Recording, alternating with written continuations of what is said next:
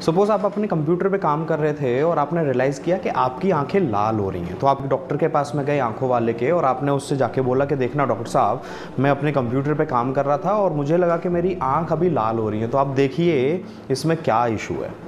तो अब जैसे ही डॉक्टर को आपने ये बताया, डॉक्टर आपके पास में आया, उसने ऑलरेडी बना हुआ चश्मा आपको दिया और बोला इसे पहनो और कल आना, आपका ऑपरेशन होगा।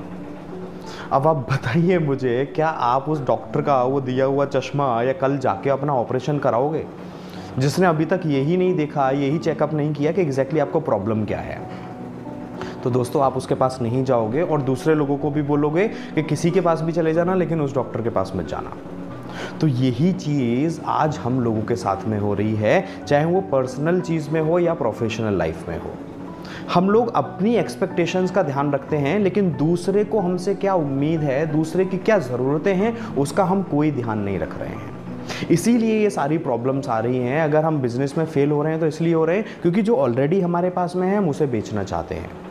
अगर हम रिलेशनशिप में फेल हो रहे हैं इसलिए हो रहे हैं क्योंकि जो फीलिंग्स हमारी हैं हम चाहते हैं कि दूसरा बंदा भी वैसे ही फील करे, उस तरीके से ही बिहेव करे। तो दोस्तों, ऐसा नहीं होता है। तो आपको अगर अपने आप को किसी को समझाना है तो पहले आपको दूसरे व्यक्ति को समझना पड़ेगा।